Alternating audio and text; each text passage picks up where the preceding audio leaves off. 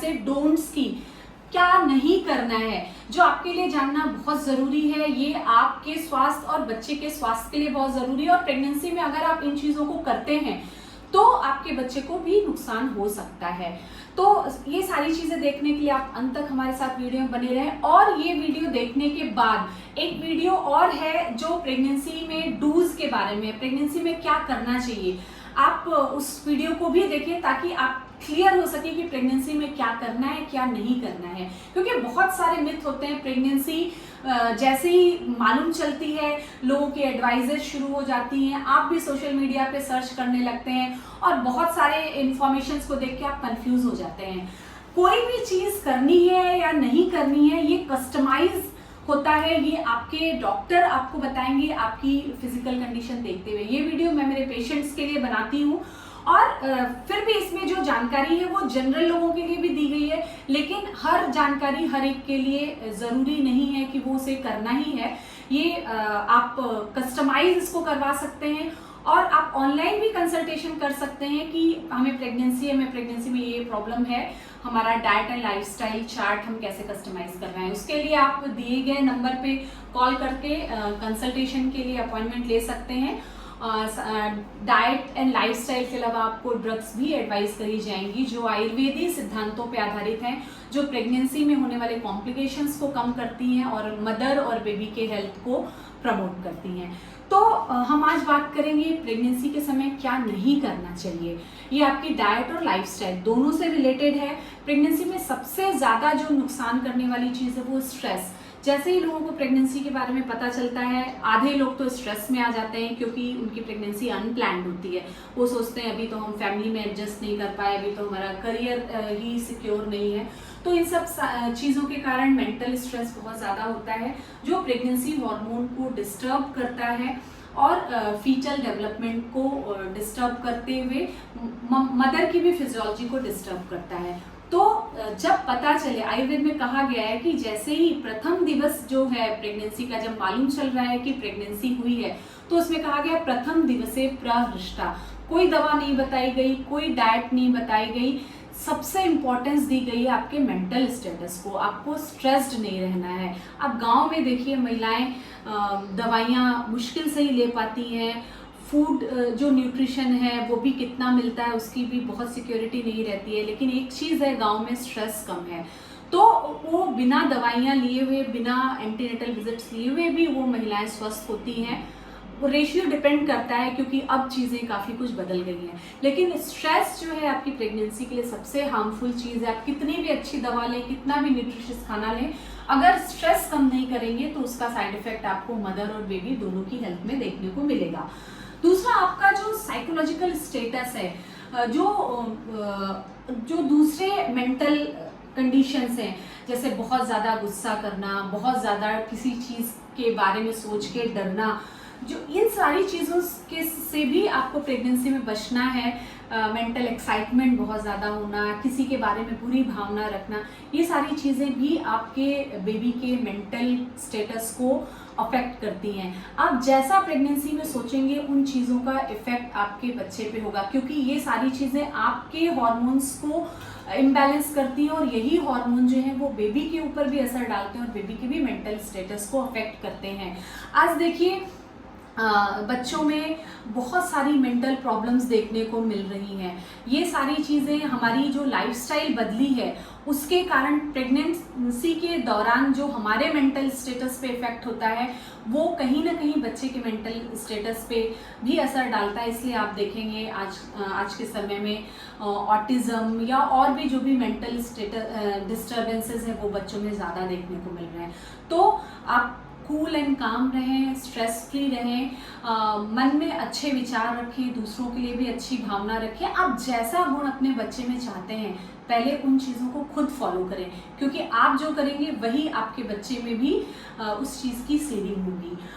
और इसके अलावा बात करते हैं अगर फिजिकल कंडीशंस की, तो इस समय ऐसा कोई भी काम नहीं करना है थ्रू आउट द प्रेगनेंसी जिससे आपके पेट के निचले हिस्से पे दबाव पड़े, क्योंकि जैसे जैसे प्रेगनेंसी बढ़ती है जो यूट्रस है वो नीचे की तरफ से ऊपर आता जाता है।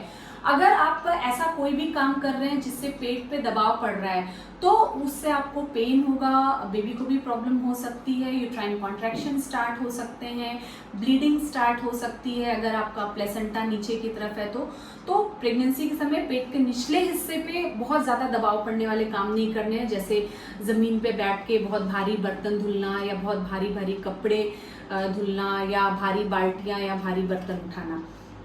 पेट के बल नहीं सोना है। बहुत सारे महिलाओं को आदत होती है कि पेट के बल सोती हैं।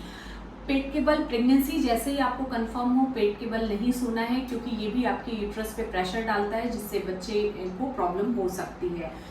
शुरू के 3 महीने और लास्ट के 3 महीने, ऐसा मॉडर्न मेडिकल साइंस में तो नहीं बोला जाता है, थ्रू आउट द प्रेगनेंसी जो सेक्सुअल एक्ट है उसको सेफ मानते हैं, बट फिर भी फॉर प्रिकॉशन शुरू के 3 मंथ और लास्ट के 3 मंथ जो प्रेगनेंसी के उसमें सेक्सुअल एक्ट नहीं करें तो वो बेहतर है।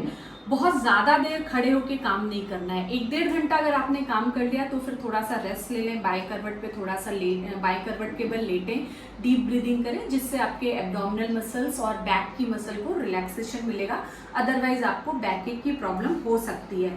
बहुत ज़्यादा देर भी बैठना भी नहीं, मतलब एक पोजीशन पे बहुत ज़्यादा देर नहीं रहना है। अगर आप बहुत देर तक पैर लटका के बैठते हैं, आप वर्किंग या ऑफिस में काम कर रहे हैं, चेयर पे बैठ के काम कर रहे हैं, तो प्रेगनेंसी में फिजियोलॉजिकल इडिमा, प्रेगनेंसी के कारण पैरों में सूजन बहुत बार नॉर्मल कंडीशन में भी होती है। नॉर्मल कंडीशंस के भी कारण होती है वो, तो अगर आपको पैरों में सूजन है तो आप अपने डॉक्टर से ज़रूर कंसल्ट करें, वो आपको बताएंगे। लेकिन अगर वो नॉर्मल सूजन है प्रेगनेंसी के कारण, तो वो अगर आप बहुत देर तक खड़े या बहुत देर तक एक ही पोजीशन में बैठे हैं तो वो सूजन भी आपकी बढ़ सकती है। तो बहुत देर तक पैर लटका के नहीं बैठना है। अगर आप बैठे हैं तो फिर थोड़ी देर उठ के वॉक कर लें या थोड़ी देर लेट लें, या पैरों को सेम लेवल पे रख के हल्का सा नीचे से ऊपर की तरफ मसाज करें जिससे आपकी पैरों की सूजन और दर्द कम होगा। बहुत हैवी एक्सरसाइजेस नहीं करने हैं, आप माइल्ड वॉक कर सकते हैं। और कुछ योगासन है जो प्रेगनेंसी में trimester wise, month wise advice किए जाते हैं, वो भी आप सोशल मीडिया पे देख के फॉलो ना करें, आप अपने डॉक्टर से कंसल्ट करें क्योंकि ये कस्टमाइज किए जाते हैं। तो अपने डॉक्टर से ही पूछ के आपका जो भी मंथ चल रहा है उस समय और उस समय की आपकी कंडीशन के हिसाब से कौन सा आसन आपके लिए परफेक्ट है वो आपके डॉक्टर आपको बताएंगे और आप वही करें। सोशल मीडिया पे देख के उन चीज़ों को ब्लाइंडली फॉलो ना करें। बहुत ज़्यादा ट्रैवलिंग भी प्रेगनेंसी के समय अवॉइड करने को कहा जाता है, क्योंकि एक तो ये आपको फिजिकल एक्सर्शन देता है और आपके प्लेसेंटा पे भी इससे प्रेशर पड़ सकता है, इससे ब्लीडिंग के चांसेस रहते हैं। और अगर आयुर्वेद की बात करें तो बहुत ज़्यादा ट्रैवलिंग या फिजिकल एक्सर्शन से आपके शरीर में वात बढ़ती है। वात जो है प्रेगनेंसी के समय बैलेंस स्टेट में रहनी चाहिए। अगर वात बहुत ज़्यादा बढ़ेगी तो आपकी फीटल ग्रोथ कॉम्प्रोमाइज़ हो सकती है, आपको यूट्राइन कॉन्ट्रैक्शन स्टार्ट हो सकते हैं और आपको डिलीवरी के समय प्रॉब्लम हो सकती है, क्योंकि अगर वात डिस्टर्ब है तो नॉर्मल डिलीवरी के भी चांसेस आपके घट जाते हैं। तो अगर आप बहुत ज़्यादा ट्रैवलिंग करते हैं तो अपने आयुर्वेदिक डॉक्टर से पूछ के वस्ती के लिए ज़रूर सलाह लें, क्योंकि वस्ती प्रेगनेंसी के समय अगर आपको किन्हीं भी कारणों से वात बढ़ी हुई है तो उसको बैलेंस करने के लिए वस्ती एक बहुत अच्छा ऑप्शन है। वैसे भी नॉर्मल डिलीवरी के चांसेस को बढ़ाने के लिए प्रेगनेंसी के 8वें मंथ में वस्ती हम लोग एडवाइस करते हैं हमारे पेशेंट्स को। लेकिन अगर कोई प्रॉब्लम है, बात ज़्यादा बढ़ी हुई है, तो 5th मंथ से भी हम लोग मात्रा वस्ती एडवाइस करते हैं। तो अपने डॉक्टर से ज़रूर कंसल्ट करें, या आप हमें भी ऑनलाइन कंसल्टेशन कर सकते हैं वस्ती के लिए, या अपने प्रेगनेंसी के जो डाइट एंड लाइफस्टाइल है उसको कस्टमाइज़ करवाने के लिए। देर रात बहुत देर तक जगना नहीं है। आज लोग अपना काम निपटाने के बाद 2-2, 3-3 घंटे सोशल मीडिया पे बिताते हैं, जो आपके हार्मोनल बैलेंस के लिए सही नहीं है। प्रेगनेंसी के समय उचित मात्रा में रात की नींद कम से कम 8 घंटे की चाहिए होती है। अगर आप 1 बजे तक सोशल मीडिया पे ही अगर अपना टाइम बिता रहे हैं तो फिर सुबह आप लेट उठेंगे और जिससे आपकी पूरी जो सर्केडियन साइकिल है वो डिस्टर्ब हो जाएगी। तो शरीर को पर्याप्त आराम देने के लिए रात को समय से सोएं, 10 से 11 के बीच में सो जाएं। बहुत रात तक सोशल मीडिया पे नहीं रहना है, या ऐसे भी बहुत रात तक नहीं जगना है। ये भी आपकी बॉडी बैलेंस को और आपके शरीर में वात को बढ़ाता है। अपनी जो नेचुरल अर्जेस हैं, जैसे मिक्चुरेशन, यूरिन पास करना, स्टूल पास करना या भूख लगना, ये हमारी बॉडी की नेचुरल अर्जेस होती हैं, इनको होल्ड नहीं करना है।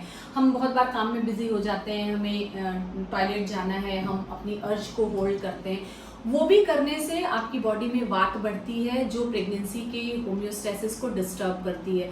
या भूख लगी है, किसी कारण से हम नहीं खा रहे हैं, नींद लगी है, किसी कारण से हम नहीं सो रहे हैं, नींद आ रही है लेकिन हम कोई वेब सीरीज़ देख रहे हैं तो अपनी नींद को भी हम होल्ड करते हैं। ये सारी चीज़ें आपके बॉडी बैलेंस को डिस्टर्ब करती हैं, आपके शरीर में वात दोष को बढ़ाती हैं। और इस समय प्रोसेस्ड फूड बहुत ज़्यादा नहीं लेना है, जितना हो सके फ्रेश फूड ले। फ्रेश फूड में जो एक प्राण ऊर्जा रहती है वो आपके शिशु को अच्छी तरीके से मिलती है। जितना प्रोसेस्ड फूड लेंगे उसका डाइजेशन उतना कॉम्प्लेक्स होगा, उसमें न्यूट्रिशनल वैल्यू उतनी कम होती है। तो जहाँ तक हो सके प्रेगनेंसी में प्रोसेस्ड फूड से बचें, बासी खाने से बचें, फ्रिज में रखे हुए खाने से बचें। जितना हो सके ताज़ा गर्म भोजन ही लें। फ्रिज का ठंडा पानी नहीं पिए। प्रेगनेंसी के समय बहुत ज़्यादा लोगों को प्यास लगती है या कुछ लोगों को बहुत ज़्यादा गर्मी लगती है, उसको शांत करने के लिए कोल्ड ड्रिंक्स या ठंडा बिल्कुल चिल्ड वाटर लेते हैं, जो आपके डाइजेस्टिव जूसेस को डिस्टर्ब करता है, आपके मेटाबॉलिज्म को डिस्टर्ब करता है। तो फ्रिज का ठंडा पानी भी नहीं पीना चाहिए। अगर आपको ठंडा पानी पीने का मन है तो घड़े या मटके का पानी ले सकते हैं। बहुत गर्म दूध भी नहीं लेना है। सोचते हैं गर्म दूध हमारे मोशन, क्योंकि कॉन्स्टिपेशन रहता है लोगों को इस समय प्रेगनेंसी में, तो गर्म दूध सोचते हैं कॉन्स्टिपेशन हटाएगा। बहुत गर्म चीज़ें भी नहीं लेनी है। ल्यूकवार्म आप वाटर, ल्यूकवार्म मिल्क लीजिए, बिल्कुल गर्म दूध नहीं लेना है। बहुत ऐसी चीज़ें जो हैवी टू डाइजेस्ट हो वो भी प्रेगनेंसी में अवॉइड करनी चाहिए, क्योंकि इस समय डाइजेशन हमारा लो रहता है। हमारी जो इंटेस्टाइनल मूवमेंट रहती है वो हार्मोनल इम्बैलेंस के कारण वो कम रहती है, जिससे हमें कॉन्स्टिपेशन और गैस की प्रॉब्लम होती है। तो अगर आप बहुत हैवी टू डाइजेस्ट चीज़ें जैसे छोला, राजमा, बहुत ज़्यादा साग या बहुत ज़्यादा सैलड्स वगैरह लेते हैं तो भी ये इंडाइजेशन के कारण, मतलब डाइजेस्ट भी नहीं होंगी आपको, जिसके कारण से आपको गैस की प्रॉब्लम हो सकती है या इंडाइजेशन की प्रॉब्लम हो सकती है। तो जहाँ तक हो सके प्रेगनेंसी में हल्का सुपाच्य भोजन लें।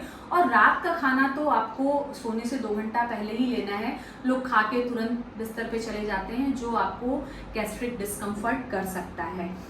बहुत स्पाइसी चीज़ें नहीं लेनी है, बहुत ज़्यादा ऑयली चीज़ें नहीं लेनी है, ये भी आपके गैस्ट्रिक अपसेट का कारण हो सकते हैं, जिससे आपको डिस्कम्फर्ट हो सकता है। खाना खाने के बीच में या बाद में बहुत ज़्यादा पानी नहीं लेना है।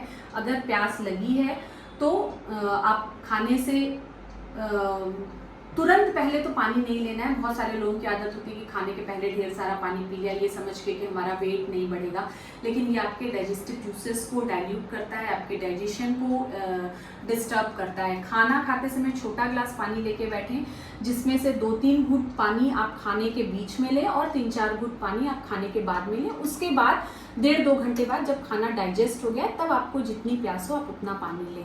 खाने के तुरंत बाद अगर आप ज़्यादा पानी लेंगे तो आपको ब्लोटिंग की प्रॉब्लम होगी, आपको कॉन्स्टिपेशन की प्रॉब्लम होगी, आपको गैस की प्रॉब्लम होगी, आपको एसिडिटी की प्रॉब्लम होगी। तो खाने के समय कंट्रोल्ड वे में आप पानी पिएं और खाने को बहुत अच्छे से चबा के खाएं। कुछ लोगों की आदत होती है बहुत फास्ट खाना खाने की, वो भी आपके खाने का के इंडाइजेशन का और आपके ब्लोटिंग का कारण होता है। खाने को कंसंट्रेशन के साथ खूब अच्छे से चबा के और प्रसन्न मन से खाना है। अगर आप इन सारी चीज़ों का ध्यान रखते हैं तो प्रेगनेंसी में होने वाले बहुत सारे फिजियोलॉजिकल इम्बैलेंसेस को रोक सकते हैं। आपकी प्रेगनेंसी की बहुत सारी कॉम्प्लिकेशंस को आप शुरुआती दौर में ही रोक सकते हैं। और अगर इसके बाद भी कोई प्रॉब्लम हो रही है तो उसका सोल्यूशन आप सोशल मीडिया पे ना तलाशें, अपने डॉक्टर से कंसल्ट करें। आप ऑनलाइन कंसल्टेशन हमें कर सकते हैं, दिए गए नंबर पे आप कॉल करके अपना अपॉइंटमेंट बुक कर सकते हैं। वीडियो में दी गई जानकारी अगर आपको अच्छी लगी हो तो आप अपने जानने वालों के साथ शेयर करें। और अगर कोई भी क्वेश्चन मन में हो प्रेगनेंसी के डूज एंड डोंट्स से लेके या प्रेगनेंसी से रिलेटेड और किसी प्रॉब्लम को लेके, तो आप कॉमेंट बॉक्स में हमसे पूछ सकते हैं। वीडियो को अंत तक देखने के लिए धन्यवाद और हमारे चैनल को लाइक एंड सब्सक्राइब करना न भूलें, ताकि ऐसी ही आपके स्वास्थ्य से रिलेटेड ऑथेंटिक जानकारियाँ हम आपको दे सकें, हमारा मनोबल उत्साह बना रहे। Thank you once again.